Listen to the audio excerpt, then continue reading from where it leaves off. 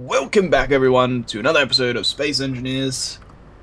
And hopefully, Sal's connection is a bit better now. Yeah. It does seem to be a lot more stable. Okay, good. That's And I would like to briefly apologize to my folks because I ran out of disk space, so I don't know how much shorter my perspective will be.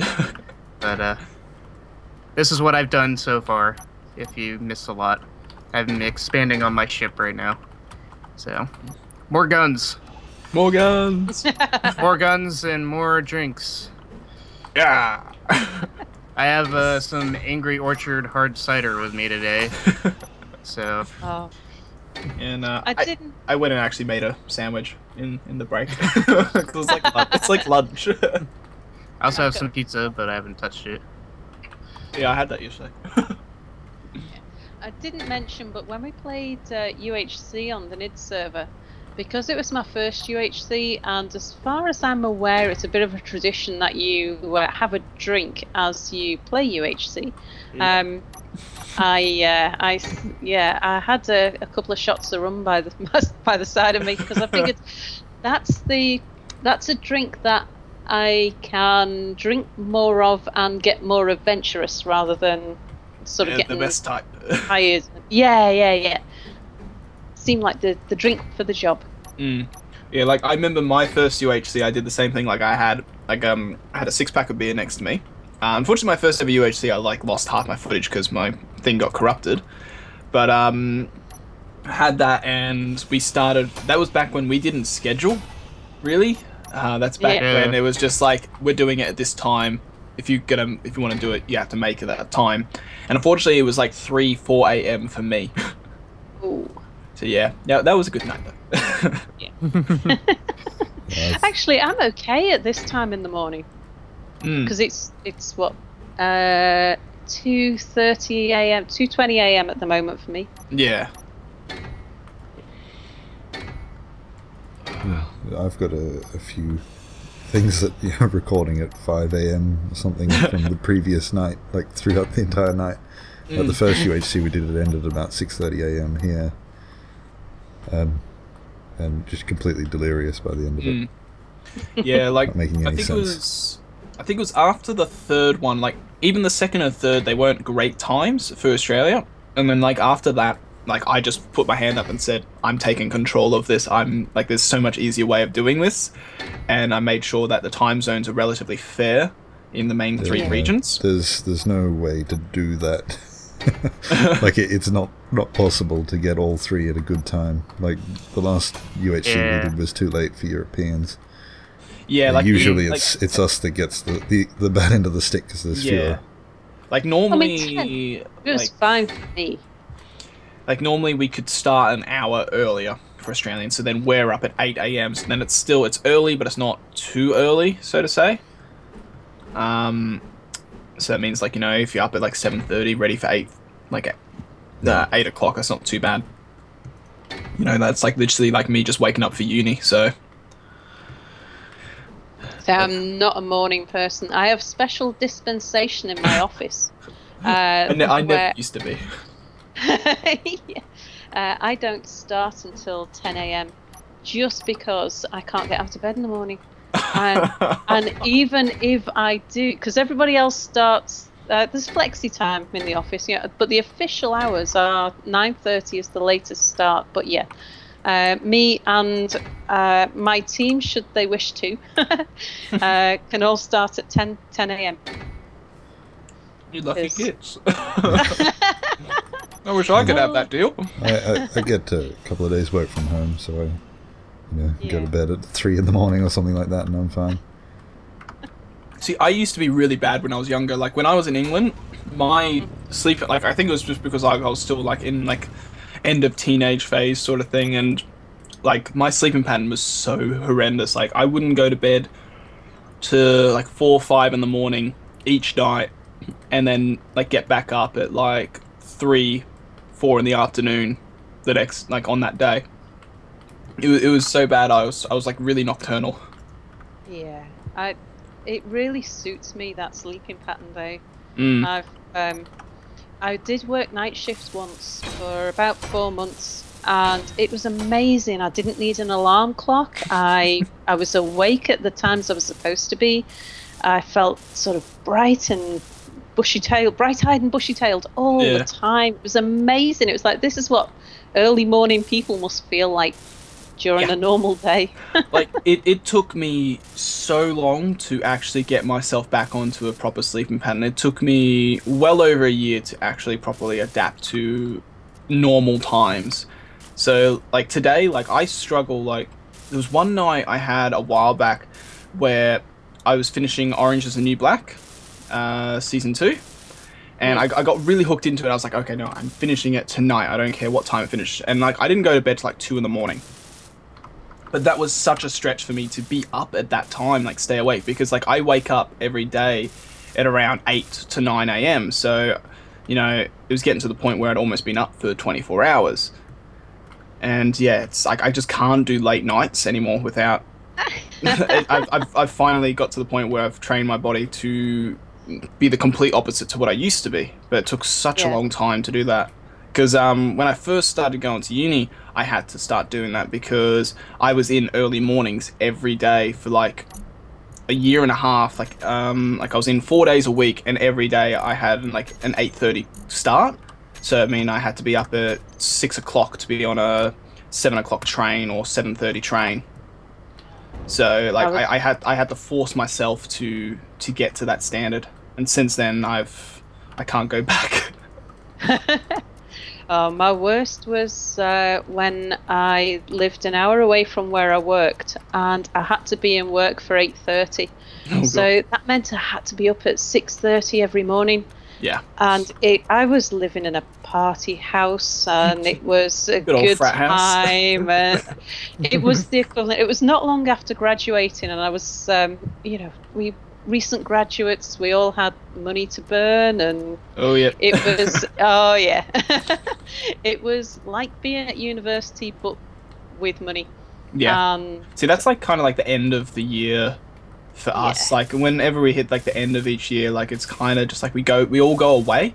So like we normally go down to like Mornington or something like that, which is like on the other side of Victoria, but it's like the beach sort of capital of Victoria. Yeah. So like we all go down there. I have a mate that has like a beach house, so we go down there for like a week, and it puts a dent in your wallet. It really does.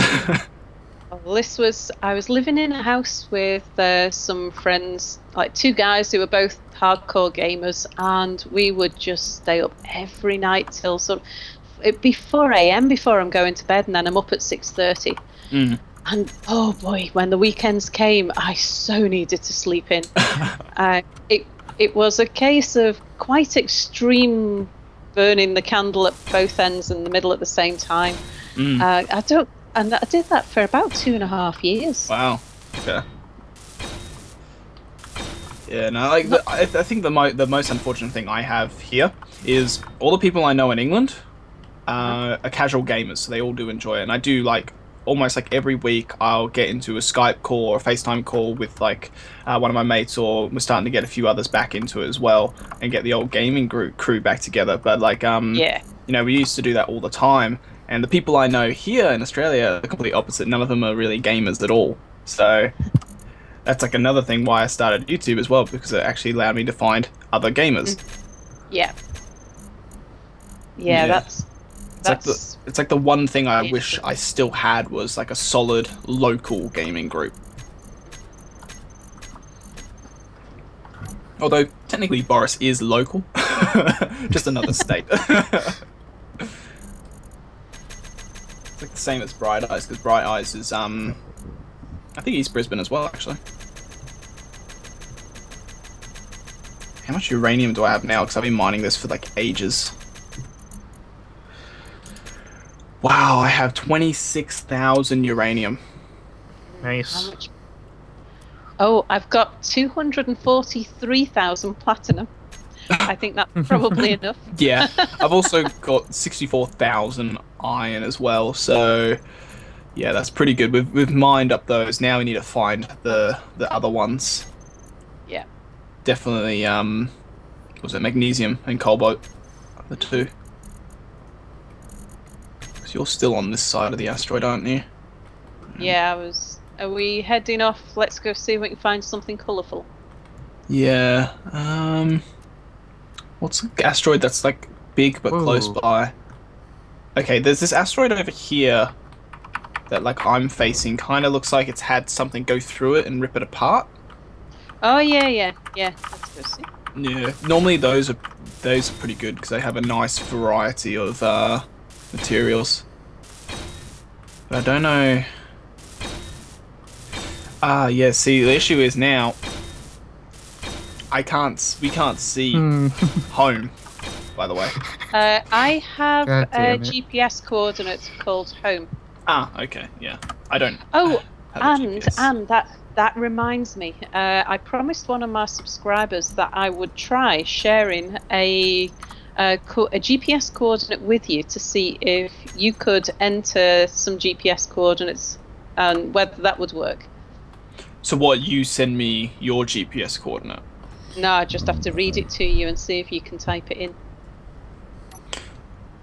Oh, shit. What'd you do? Crap. Cell, we've got an issue. Yeah. Oh, what?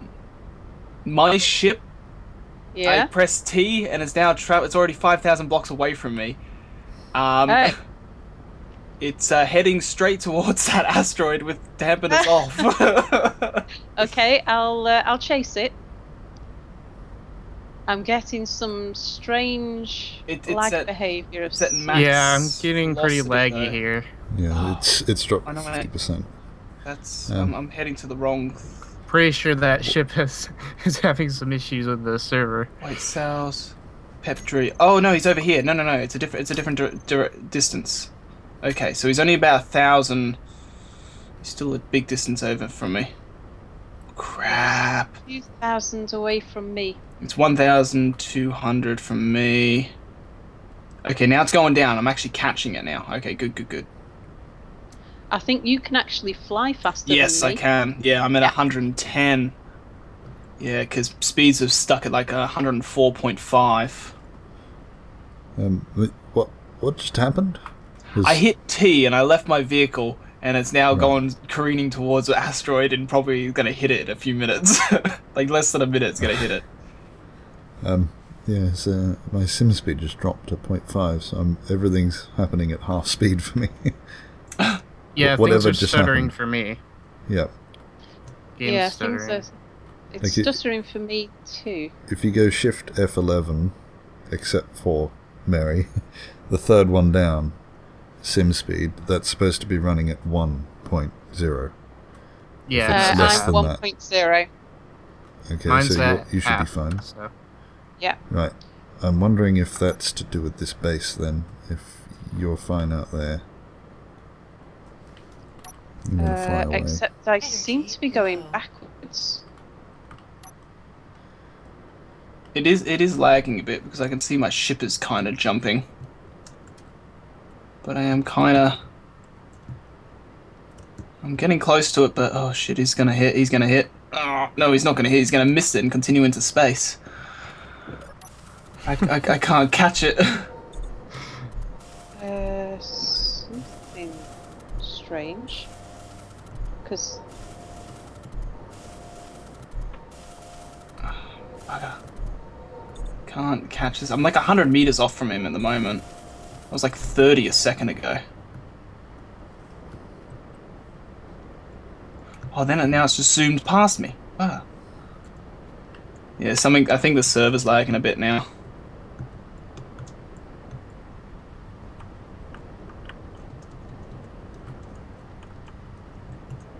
Am I gonna get hit by my ship, am I?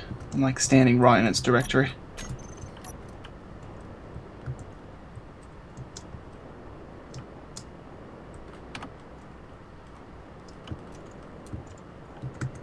Oh, you were just in front of me! I was like in front of it, then it just teleported. I'm still trying to head for you because I figure if you have something like an energy need or something like that, That's at right. least I'll be around. Yeah, I'm at 80%. Maybe if I just try and hit my vehicle with me. Like, let it actually hit me. Oh I think he just did. Yes, I think I just slowed it down. Cool. Oh, I'm lagging, but wow, I'm really lagging.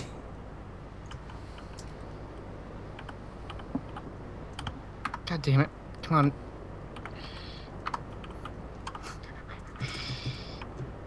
Shit, where did it go? Where'd it go? Where'd it go?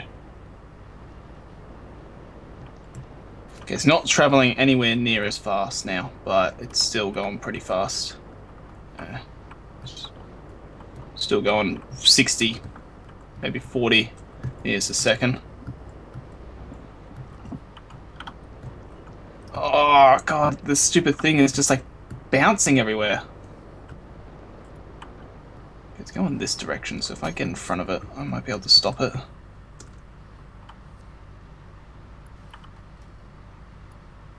Oh, it's because my dampeners are off. That's probably why it's bouncing everywhere.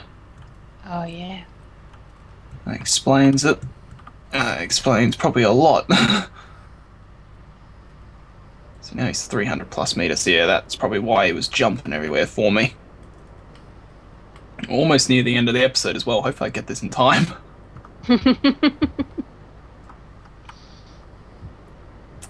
Is it sort of bouncing back and forward? Like, it kind of feels like it stops and then updates and then goes like a burst forward.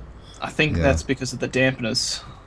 Well, when it runs that fast, it's kind of like the difference between the server and you. And every time you receive the update, it's further away. Yeah. And I'm watching the server, like the resource monitor stats on the server, and these bursts of processing power, and they're matching with the sim speed drops.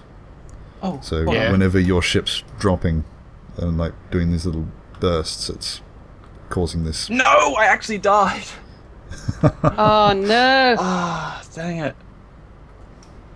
Alright, well that ship's freaking gone. Unless you're able to catch it, Sal. It's 5 kilometers away from me and gaining. Yeah, I tried to catch up to it and maybe just like ease myself into the ship and then press T exactly when I got to the door, but I hit it too hard and killed myself. It actually put me in the ship for a second.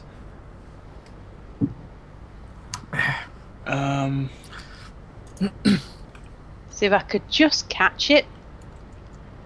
Can I still see it anywhere? Probably not. Actually, no, that's the welder I'm seeing.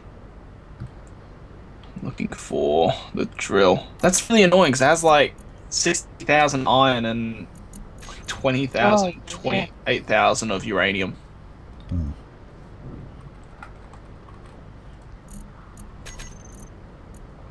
Well, that's a shitty note to end on in the episode.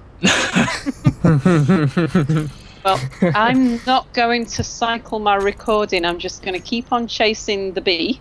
You're gonna keep going? See if I don't want to take the second bee out and then lose that bee. I'm gaining on it at the moment, and if I do you have a landing gear? No. Oh, whatever you do, don't do that. No.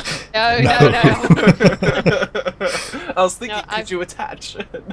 Slow it down. That's explosions and everything in the vicinity is gone.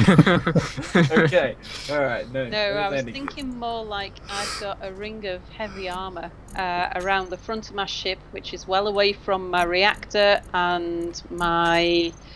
it's away from everything important. So I could feasibly nudge the bee. Are you Pep Bee? Can't catch it. That's me. Oh, that's you. Okay, I was about to say, because you're only 5,000. That was me. Did you just die? No, well, I did, but not recently. I think I know. Wait, if that's where we were down there, Well, we were flying down. I know which asteroid we were flying to. I could try and go down there. I'm losing it again, Mary. Alright, I'm gonna fly out because I know I can pinpoint the asteroid I was heading to because that's the torn apart asteroid there. From that location, there's two that are torn apart. So if I fly in between it, because I know I flew past it, I potentially could run into it. Home is now 30,000 kilometers away, and the ship's gaining. I don't think there's much chance of us catching it. I'm gonna have one attempt at flying out here. And I'm going to end the episode there. I have no idea what you're doing, but All right, we'll end that's the what I'm episode doing. here. All right, see you in the next one, guys. Goodbye. See ya.